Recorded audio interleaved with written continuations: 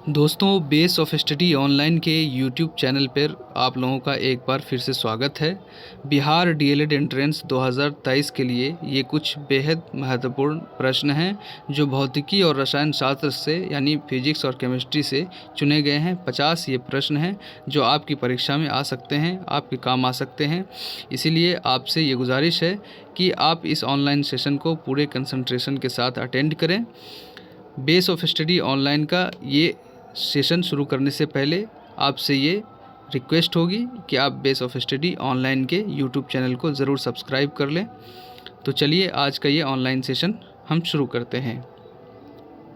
इसमें पहला प्रश्न जो है वो केमिस्ट्री से है। पहला प्रश्न है, किसी तत्व के परमाणु के नाभिक में उपस्थित प्रोटॉन एवं न्यूट्रॉन की संख्या के योग को क्या कहा जाता है।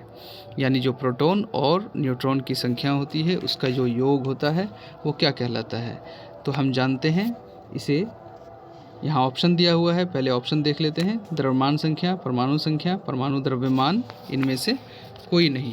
तो हम जानते हैं कि किसी भी तत्व के परमाणु के नाभिक में उपस्थित प्रोटॉन एवं न्यूट्रॉन की संख्या का जो योग होता है वो योग द्रव्यमान संख्या कहलाता है। वो योग कहलाता है द्रव्यमान संख्या। ऑप्शन नंबर ए। इसी प्रकार अगला प्रश्न है, एक ही तत्व के वह परमाणु जिनकी परमाणु संख्या समान मगर द्रव्यमान संख्या अलग अलग होती है वो कहलाते हैं। ऑप्शन ए समभारिक, ऑप्शन बी समस्थानिक, ऑप्शन सी दोनों, डी इनमें से कोई नहीं।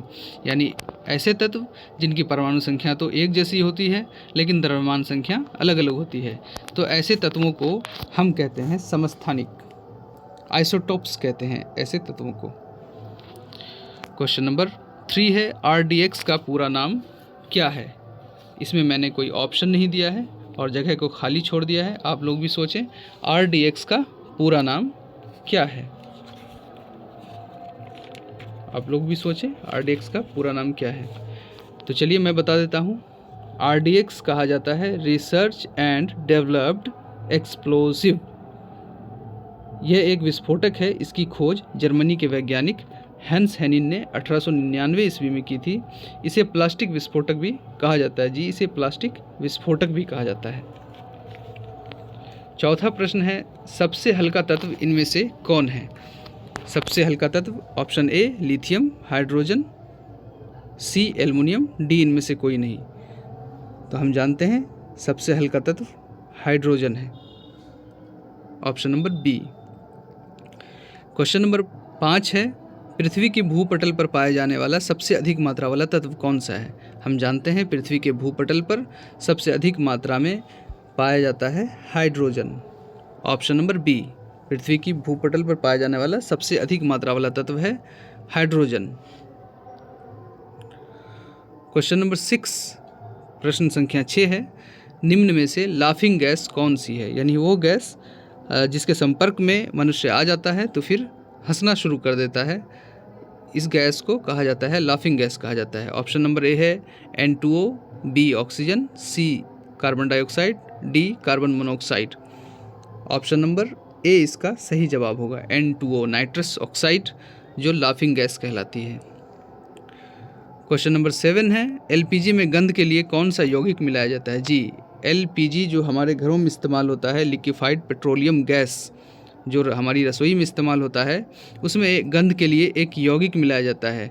क्योंकि अगर उस यौगिक को नहीं मिलाया जाएगा तो बगैर गंध के गैस अगर लीक होती है, कहीं से रिसाव होता है तो दुर्घटना होने का ज़्यादा खतरा रहेगा, गैस रिसाव भी होगा और पता भी नहीं चलेगा। इसीलिए उसमें एक यौगिक मिलाया जाता है, उस यौगिक का नाम बताना है। यहाँ मैंने जगह खाली छोड़ दिया है। LPG में गंध के लिए कौन सा यौगिक मिलाया जाता है। तो LPG में गंध के लिए जो यौगिक मिलाया जाता है उसको कहते हैं इथाइल मरकेप्टन। इथाइल मरकेप्टन उस यौगिक को कहा जाता है। 8वां प्रश्न है, चींटियों, मक्खियों और बिच्छू में कौन सा एसिड पाया जाता है। Option number A ascorbic, B citric, C formic, D tartaric. तो इसका सही जवाब होगा option number C formic acid. याद रखें, चींटियों, मक्खियों, बिच्छू, चींटों वगैरह में जो पाया जाता है वो फॉर्मिक एसिड पाया जाता है। प्रश्न संख्या 9 है, नींबू, अंगूर, संतरा आदि में कौन सा एसिड पाया जाता है। नींबू, अंगूर, संतरा यानी इस तरह के जो खट्टे फल होते हैं उन खट्टे फलों में हम जानते हैं साइट्रिक एसिड पाया जाता है। साइट्रिक एसिड पाया जाता है। नींबू, संतरा, अंगूर, इस तरह के फलों में साइट्रिक एसिड पाया जाता है। 10वां प्रश्न है, क्वांटम सिद्धांत किसने दिया था? जो क्वांटम थ्योरी थी उसको किसने दिया था? अर्नेस्ट रदरफोर्ड का नाम है यहाँ ऑप्शन में, प्लैंक है, अल्बर्ट आइंस्टीन का है, नन ऑफ दीज है। तो हम जानते हैं क्वांटम सिद्धांत वो प्लैंक ने दिया था। प्लैंक ने क्वांटम सिद्धांत दिया था, नोट कर लें। क्वेश्चन नंबर 11 है, पदार्थ का परमाणु सिद्धांत किसने दिया था? पदार्थ का परमाणु सिद्धांत किसने दिया था? ऑप्शंस हैं बोर, रदरफोर्ड, न्यूटन, ग्राहम। इसका सही जवाब होगा रदरफोर्ड। रदरफोर्ड ने पदार्थ का परमाणु सिद्धांत दिया था। पदार्थ का परमाणु सिद्धांत रदरफोर्ड ने दिया था। न्यूट्रॉन की खोज किसने की थी? न्यूट्रॉन की खोज की थी, आप बताएं। आप लोगों से ये गुजारिश है, आप लोग बताएं न्यूट्रॉन की खोज किसने की थी? आप लोग बताएं न्यूट्रॉन की खोज किसने की थी? न्यूट्रॉन की खोज ऑप्शन है यहाँ Rutherford, James Chadwick, Crompton, D Dalton. तो दोस्तों यहाँ सही आंसर होगा जेम्स चैडविक। जेम्स चैडविक ने न्यूट्रॉन की खोज की थी, 1932 ईस्वी में की थी। न्यूट्रॉन की खोज किसने की थी? जेम्स चैडविक ने 1932 ईस्वी में की थी। Option number B, James Chadwick. Question number 13 है, निम्न में से किसका गलनांक सबसे कम होता है? यानी ये जो नीचे में धातुएं हैं उनमें सबसे कम गलनांक किसका होता है? सोना, तांबा, पारा, एल्युमिनियम। इसका सही जवाब है पारा, मरकरी। मरकरी का गलनांक सबसे कम होता है। सीमेंट की खोज किसने की थी? तो सीमेंट की खोज की थी जोसेफ एस्पिडीन ने की थी। सीमेंट की खोज जोसेफ एस्पिडीन ने की थी। ब्लीचिंग पाउडर का सूत्र क्या है? आप लोग बताएं। यहाँ पे मैंने ऑप्शन नहीं दिया है। ब्लीचिंग पाउडर का सूत्र, ब्लीचिंग पाउडर का सूत्र क्या है? ब्लीचिंग पाउडर का सूत्र चलिए मैं बता देता हूँ। ब्लीचिंग पाउडर का सूत्र है CaOCl2, calcium hypochloride. Calcium hypochloride ये ब्लीचिंग पाउडर का सूत्र है, याद रखेंगे, कैल्शियम हाइपोक्लोराइड। अगला प्रश्न देखते हैं, भारी जल का सूत्र बताएं। जो भारी जल है उसका सूत्र क्या होगा? भारी जल का सूत्र होगा, मैं आपको बता देता हूँ, भारी जल का सूत्र होगा D2O। भारी जल का सूत्र D2O। क्वेश्चन नंबर 17 है, सूखी बर्फ क्या है? नंबर ए गैसीय कार्बन डाइऑक्साइड, बी धोने का पदार्थ, सी ठोस carbon dioxide, D carbon monoxide.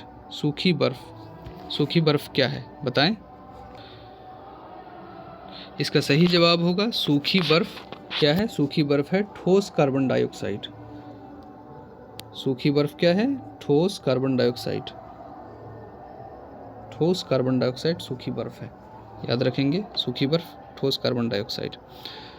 अगला प्रश्न है, शुद्ध जल का पीएच मान कितना होता है? 0, 4, 7, 5। शुद्ध जल जो हम पीते हैं उसका जो पीएच वैल्यू होता है वो कितना होता है? तो शुद्ध जल का पीएच वैल्यू होता है 7। शुद्ध जल का पीएच वैल्यू 7 होता है। यानी 7 से अगर कम पीएच वैल्यू होगा तो वो पानी एसिडिक होगा यानी अम्लीय होगा, और 7 से ज़्यादा अगर होगा तो वो क्षारीय होगा। क्वेश्चन नंबर 19 है, निम्नलिखित में से कौन एक अक्रिय गैस इनर्ट गैस नहीं है? Argon, helium, bromine, krypton. इसका सही जवाब होगा option number C, bromine. Bromine एक अक्रिय यानी इनर्ट गैस नहीं है। क्वेश्चन नंबर 19 सबसे भारी प्राकृतिक तत्व है। सबसे भारी प्राकृतिक तत्व option number A aluminium, B iron, C silicon, D uranium. सबसे भारी प्राकृतिक तत्व हम जानते हैं लोहा नहीं होगा, एल्युमिनियम नहीं होगा, सिलिकॉन के बारे में हम जानते हैं, इसीलिए ऑप्शन नंबर डी यूरेनियम। आगे बढ़ते हैं। क्वेश्चन नंबर 20 है, जंग लगने से लोहे का भार घट जाता है, बढ़ जाता है, यथावत रहता है, इनमें से कोई नहीं। यानी जब लोहे में जंग लग जाता है तो आप बताएं, सोचें, कॉमन सेंस का ये प्रश्न है कि जब लोहे में जंग लग जाता है तो क्या होता है? घट जाता है उसका भार, बढ़ जाता है, या यथावत यानी जैसे का वैसा ही रहता है? सोचें आप लोग। दोस्तों, लोहे में जंग लगने के बाद लोहे का भार, इसका सही जवाब होगा लोहे का भार बढ़ जाता है। कैसे बढ़ता है? कि लोहे में जंग लगने से लोहे का भार बढ़ जाता है। लोहे में जंग लगना एक रासायनिक परिवर्तन है, केमिकल चेंजिंग है। लोहे में जंग लगने से जो पदार्थ बनता है फेरस फेरिक ऑक्साइड उसको कहते हैं और फेरिक ऑक्साइड कहते हैं। आगे का हम क्वेश्चन देखते हैं। लोहे में जंग लगना क्या है? रासायनिक परिवर्तन है, भौतिक परिवर्तन है, वाष्पीकरण है, नन ऑफ दिस। तो लोहे में जंग लगना एक रासायनिक परिवर्तन है। क्वेश्चन नंबर 22, भारत के अब क्षय में कौन सी गैस प्रमुख रूप से जिम्मेदार है? यहाँ पे टाइपो मिस्टेक है, ये ओजोन परत के क्षय में, ये क्वेश्चन टाइप करने में मिस्टेक किया गया है। ये आप इस चीज़ को ध्यान में रखेंगे। जो ओजोन परत है उसके क्षय में कौन सी गैस प्रमुख रूप से जिम्मेदार है ओजोन परत की क्षय में?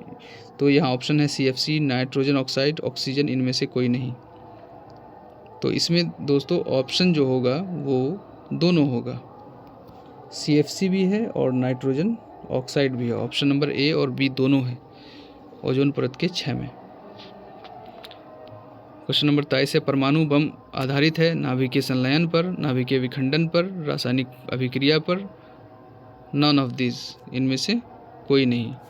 परमाणु बम, एटॉमिक बम किस प्रक्रिया पर आधारित है? दोस्तों, इसका सही जवाब होगा परमाणु बम आधारित है न्यूक्लियर फ्यूजन पे, यानी नाभिकीय विखंडन पे। परमाणु बम आधारित है नाभिकीय विखंडन पर। आगे का प्रश्न है, हीरा क्या है? SiO2, Al2O3, शुद्ध कार्बन, इनमें से कोई नहीं। तो हम जानते हैं हीरा शुद्ध कार्बन है, प्योर कार्बन है हीरा, शुद्ध कार्बन। क्वेश्चन नंबर 25 है, निकोटीन पाया जाता है ऑप्शन नंबर A चाय पत्ती में, B तंबाकू में, C शराब में, D नीम की पत्ती में। निकोटीन पाया जाता है, किसमें पाया जाता है निकोटीन? हम जानते हैं निकोटीन नीम की पत्ती में तो नहीं ही पाया जाता है, शराब में भी नहीं पाया जाता है। तो निकोटीन पाया जाता है तंबाकू में, क्योंकि चाय में कैफीन और टैनिन पाया जाता है चाय पत्ती में,